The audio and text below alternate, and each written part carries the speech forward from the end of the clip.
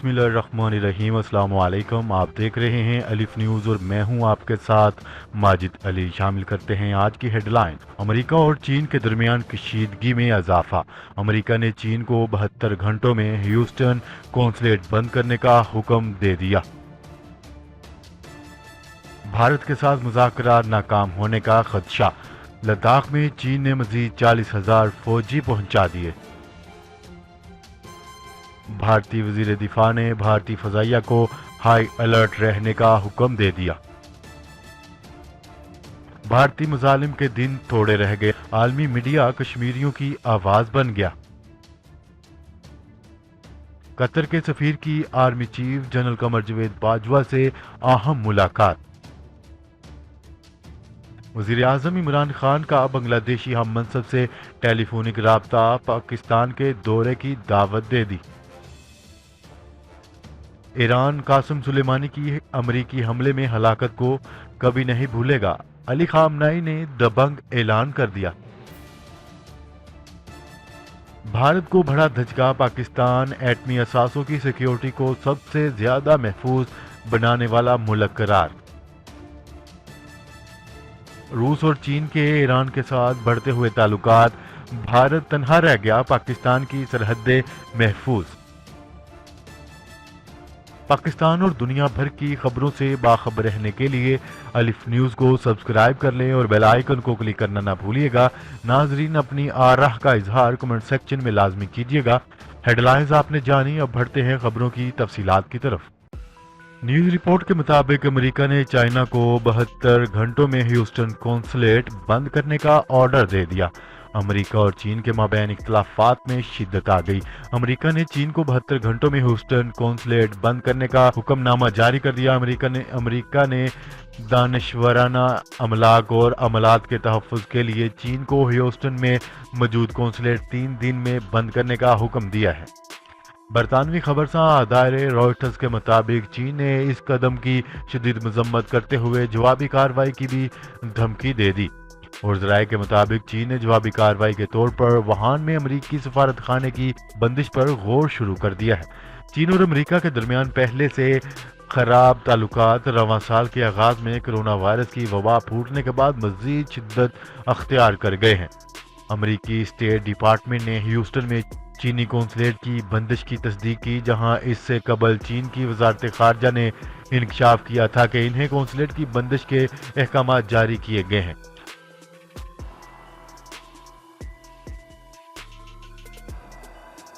خبر کے اگلے حصے میں بات کرتے ہیں۔ لداخ میں چین کے ہاتھوں کرنل سمیت 20 بھارتی فوجیوں کے ہلاک ہونے کے بعد دونوں ملکوں کے مابین ہونے والے مذاکرات ناکام ہوتے دکھائی دے رہے ہیں۔ بھارت کی سرحد کے ساتھ چین نے 40,000 فوجی لائن آف ایکچوئل کنٹرول پر پہنچا دی ہے۔ نیوز رپورٹ کے مطابق بھارتی خبرساں ادارے کے حوالے سے بتایا گیا ہے کہ چین اور بھارت LAC سے فوجی ہٹانے پر گفت و شنید کر رہے ہیں۔ اسی دوران خبریں مل رہی ہیں کہ مشرقی لداخ میں چین نے مزید 40,000 سے زائد فوجی LAC پر پہنچا دی ہے۔ چین نے سرحد پر دفاعی سسٹم، آرٹلری سمیت دیگر اہم ہتھیارات بھی پہنچانا شروع کر دیے ہیں۔ دونوں ممالک میں تاحال کشیدگی میں کمی نہیں ہو سکی ہے۔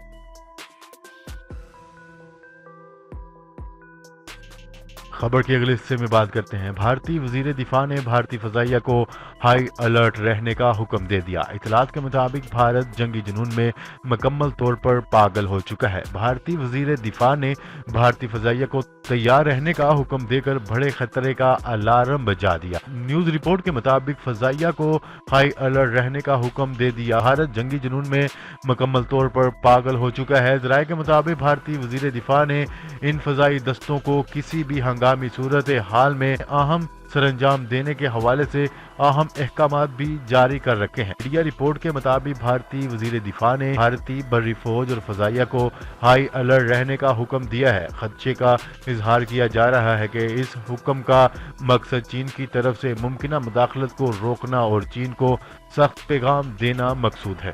بھارتی وزیر دفاع کے اس بیان کے بعد خطے میں چین اور پاکستان نے بھی اپنی ایئر فورس کو جوابی اقدامات کے لیے تیار رہنے کا حکم دے دیا۔ یہ بھی معلوم ہوا ہے کہ آج اس سلسلے میں بھارتی وزیر دفاع نے انڈین ایئر فورس کے قیادت سے اہم ملاقات بھی کی ہے اور آئندہ کسی بھی ہنگامی صورتحال سے نمٹنے کے لیے ہر وقت تیار رہنے کا حکم نامہ جاری کر دیا۔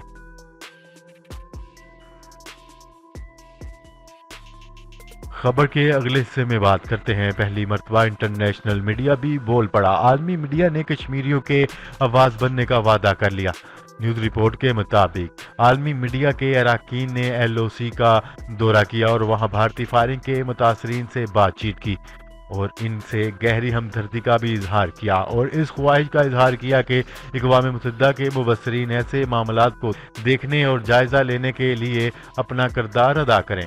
بین الاقوامی صحافیوں کا کہنا ہے کہ ہم ان کی حمایت کر رہے ہیں، ہم ان لوگوں کے لیے پلیٹ فارم ہیں جن کے پاس پلیٹ فارم نہیں۔ ہم نے ان لوگوں سے آزادانہ بات چیت کی۔ ہماری خواہش ہے کہ اقوام متحدہ کے مبصرین ایسے معاملات کو دیکھیں اور جائزہ لینے کے لیے اپنا کردار ادا کریں۔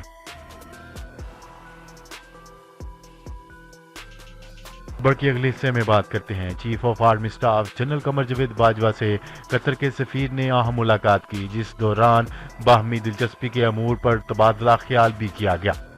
میڈیا رپورٹ کے مطابق قطر کے سفیر نے army chief general Qamar Javed Bajwa سے ملاقات کی، جس دوران آرمی چیف نے قطر کے سفیر کو عہدہ سنبھالنے پر مبارکباد پیش کی۔ ملاقات میں مختلف شعبوں میں تعاون اور باہمی دلچسپی کے امور پر گفتگو کی گئی۔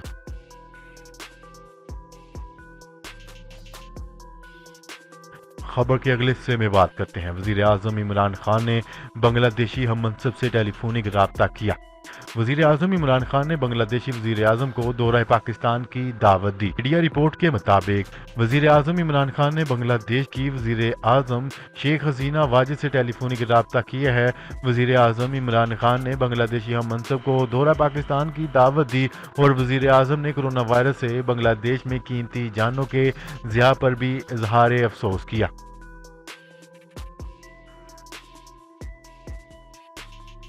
خبر کے اگلے حصے میں بات کرتے ہیں۔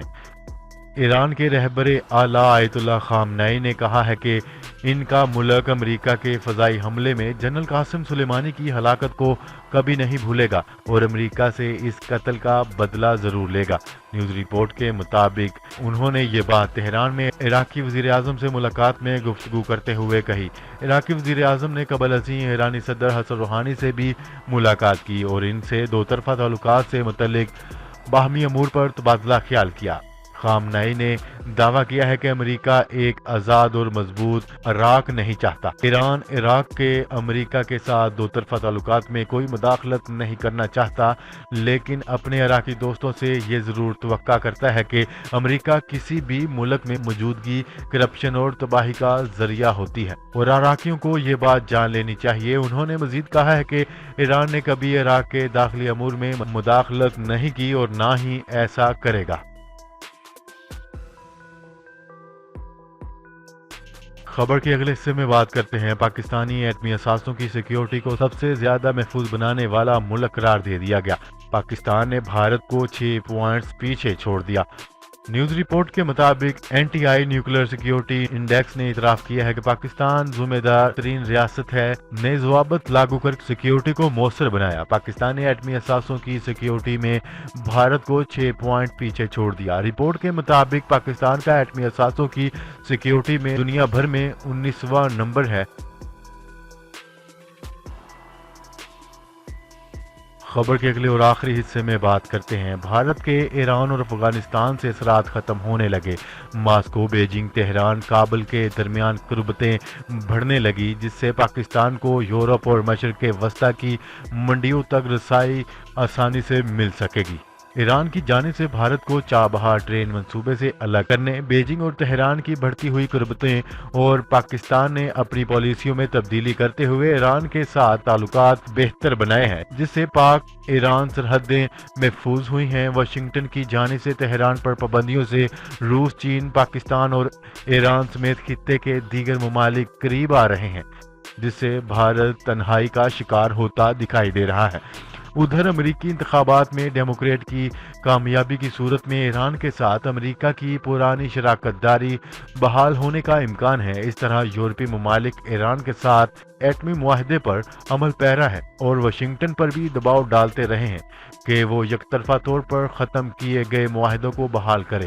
2016 میں چابہار بندرگاہ منصوبے پر ایران اور بھارت کے مابین معاہدے کا اعلان ہوا تو پاکستان کے مختلف حلقوں میں کافی تشویش پیدا ہوئی تھی۔ اس منصوبے کو بھارت کی جانب سے گھیرا بندی کی حکمت عملی تصور کرتے ہوئے نہ صرف گوادر کے ممکنہ حریف کے طور پر دیکھا گیا بلکہ اس خطے میں بڑھتے بھارتی اثر و رسوخ کے اشارے اور پاکستان کے مغربی سرحدی علاقے میں ممکنہ چوکی بھی سمجھا جانے لگا تھا۔ تاہم اب روس، چین، پاکستان اور ایران سمیت خطے کے دیگر ممالک میں قربت بڑھ رہی ہے جس میں بھارت کو کافی تشویش لاحق ہو چکی ہے۔ جی تو ناظرین، آج کے لیے اتنا ہی۔ مزید خبریں لے کر بہت جلد آپ کی خدمت میں حاضر ہوں گے۔ تب تک کے لیے اپنا خیال رکھیے گا۔ اللہ نگہبان۔ پاکستان زندہ باد، پاک فوج پائندہ باد۔